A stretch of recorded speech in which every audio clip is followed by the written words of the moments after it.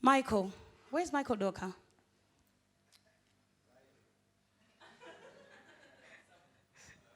Right.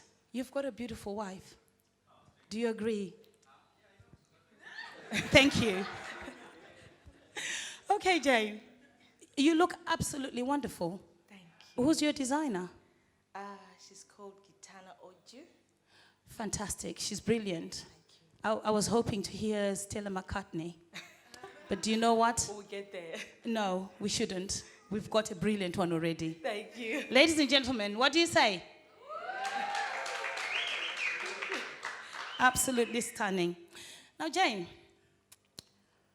I wondered tonight, I really did, because I know that it's been a set number of people that have been invited to come here tonight, Yeah. right? Yeah. So handpicked is the word we could use. Yes. Can you just give us a sense of why that is? Okay. Where do I begin? Thank you all for coming out tonight. I really appreciate. Okay. You're asking me why I invited people to this event. I've invited you because I have something to say. I believe I have something to say, and you're the right people to hear what I have to say. I want you to hear what I have to say, and I want you to help me say it out there. That's why I've invited you tonight. And I've handpicked you, because you're people who can speak. Some of you, you all can talk, but I've invited you because I believe some of you are champions in our community. And I'd like to partner with you with what you are doing, be it your churches or your organizations, and I'd like you to partner with me. And I've particularly handpicked some of you because some of you mean a lot to me in a great way. I have great friends in our midst. I just wanted to honor you people who've always stood by me over the years. So I have my hairdresser in the house, believe it or not. She's been my hairdresser for 10 years. Yeah, that is special. I have people who've been backing vocalists for 8 years, sitting somewhere there. They got married, so they're not going to be here today, but good friends. I have producers in the house, people I've worked with. I have friends. When I did my first live DVD recording, it was at Obed Mazivis's concert. So I have people like that. I have people who introduced me into big churches when no one knew me. I don't come from a big church. It's not a big church, but it's a big ministry. Let me put it that way. But someone introduced me into a big church one day, into the AFM church.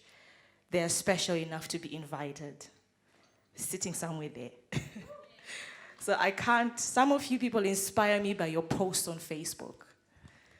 Like I follow a certain auntie something, I won't say her name. And the things you do in the community, they really inspire me. So it was very fitting that I would handpick you to come. It's not everyone who was able to handpick, of course, but I'm very, very happy and honored that you're here tonight. So that's why I invited you.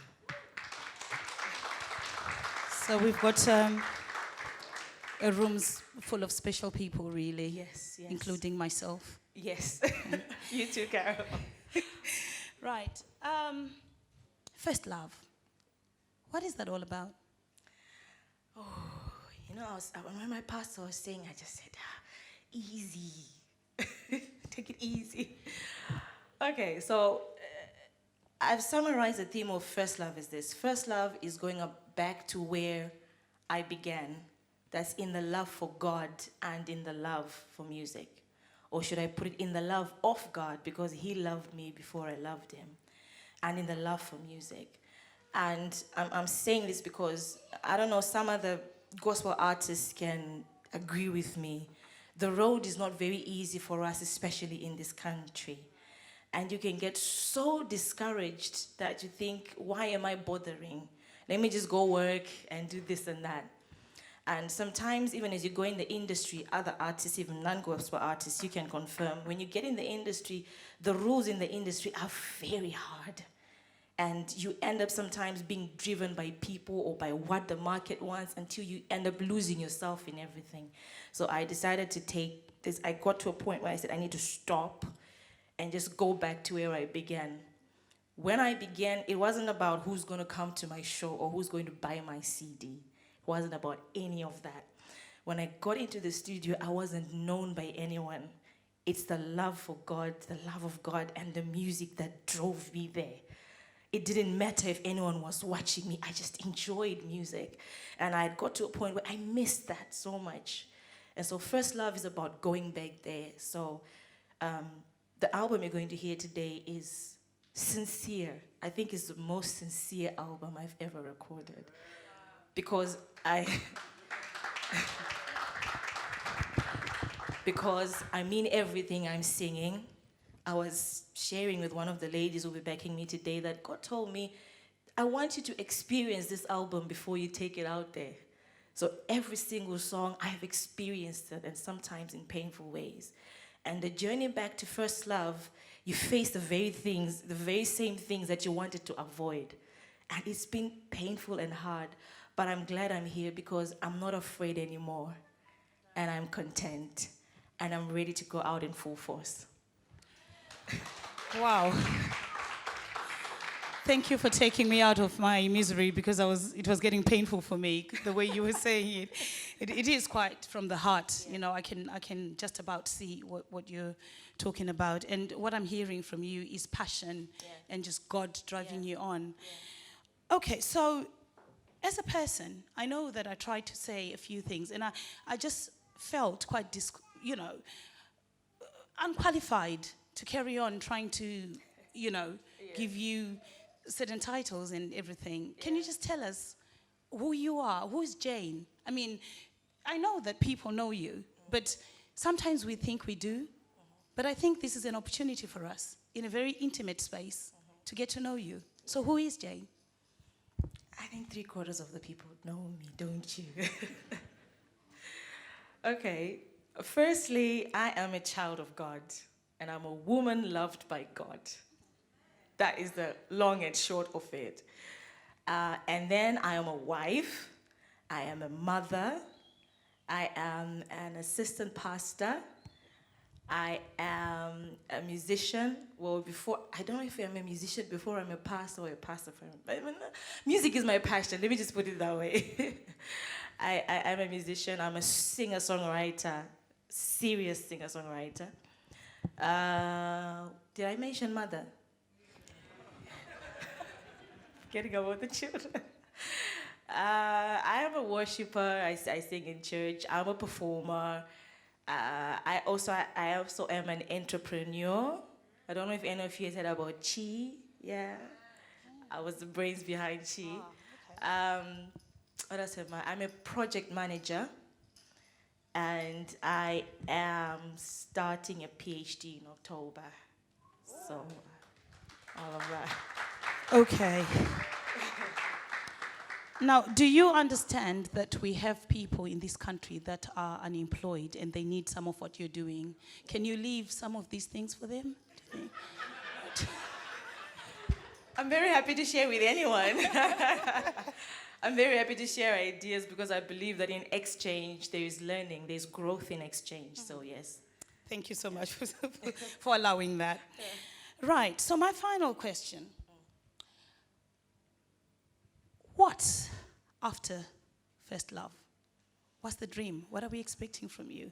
Ooh, that's a difficult one because I'll take the whole evening. What after First Love? Well, in terms of music, I do intend to do some videos after.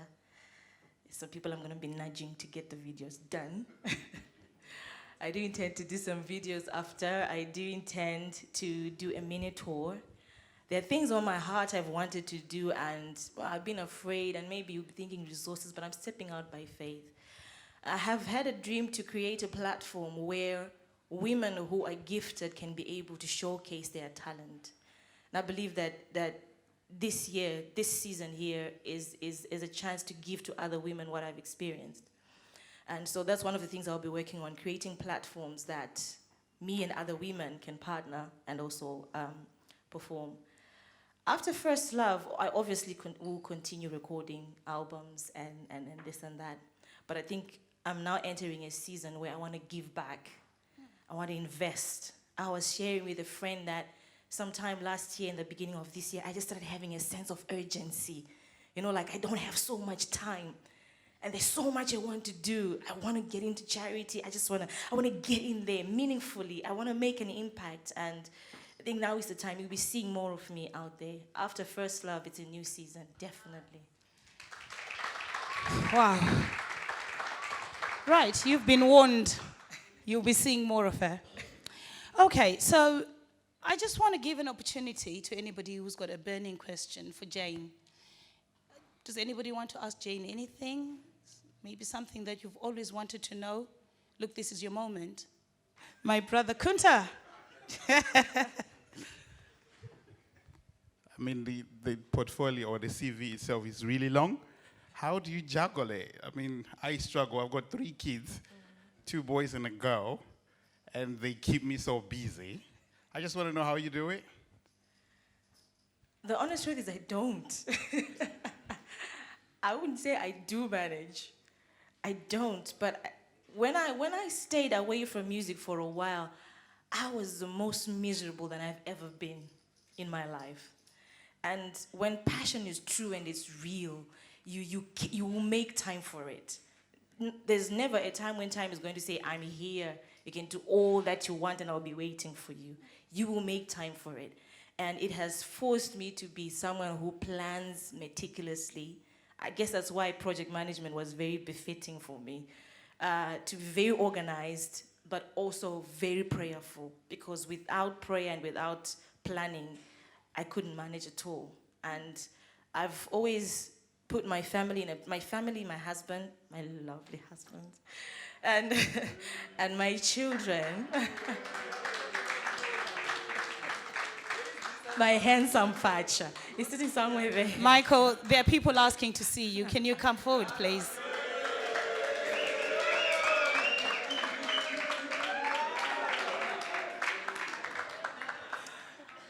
My family is a part of what I do. So it's not my thing and they're not a part of it. They are a part of it in every way. When I compose my songs, believe it or not, my 3-year-old Joanna, she comes there and we get in there together. Of course, she'll be, pressing the keyboard abruptly, but they're a part of it. They're a part of everything I do. So that way it makes it easier for us to get on. But I have to give credit to my husband. That man is so supportive. I am telling you, he is so supportive. And the other word is patient. Yes. He is very patient. Yeah, don't ask me why. He's very patient. You've done a good job. No, I think he's done a good job. Right. Yeah. Okay. Anybody else with a burning question?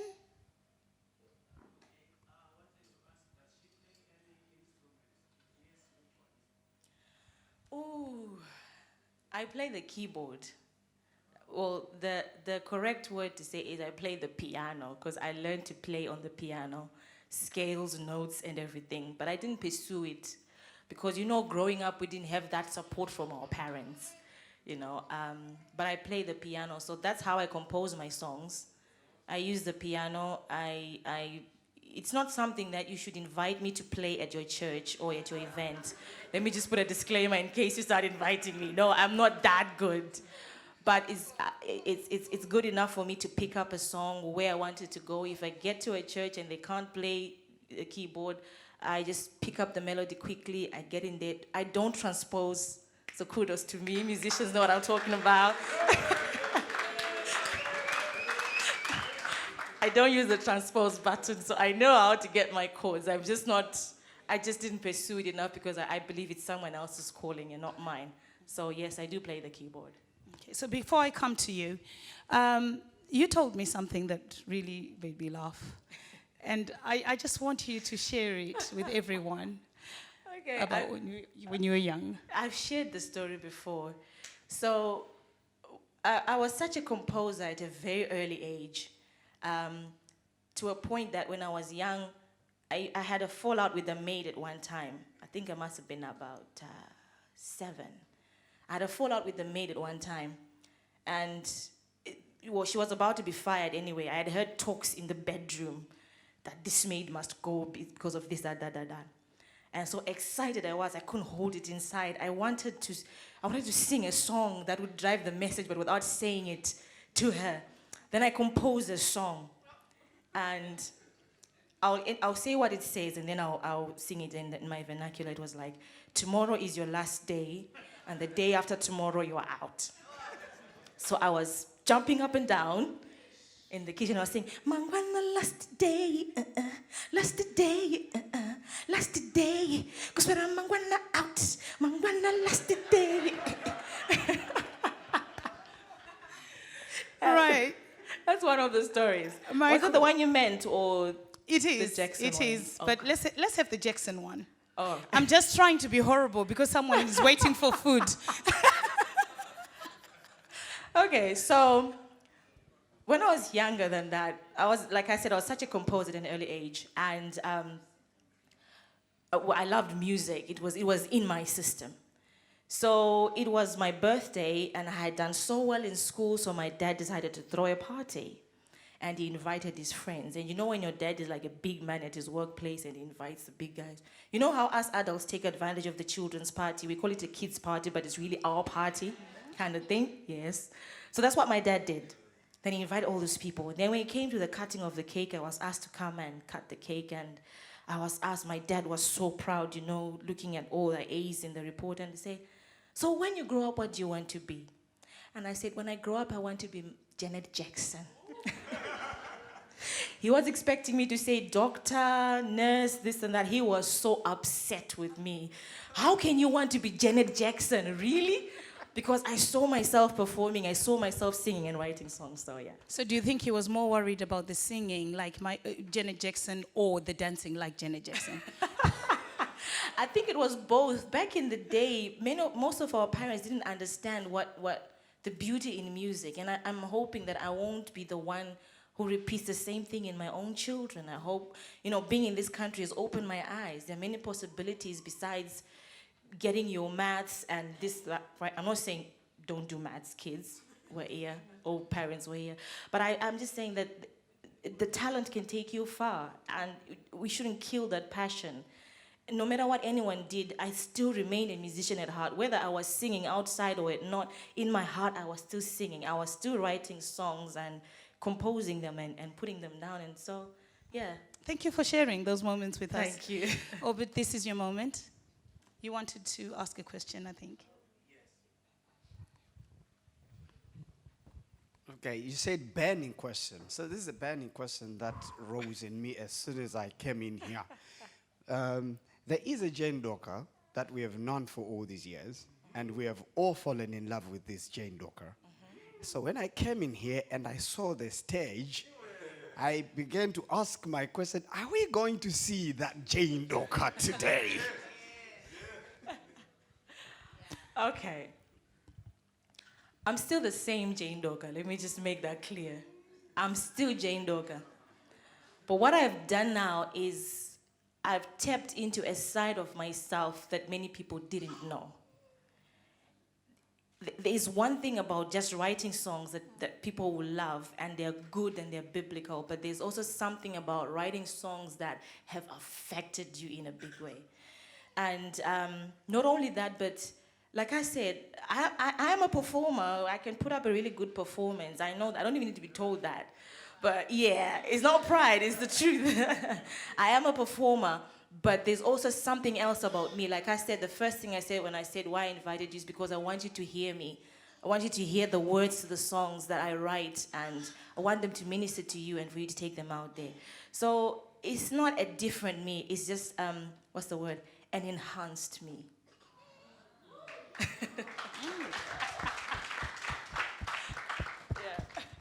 Right, Jane.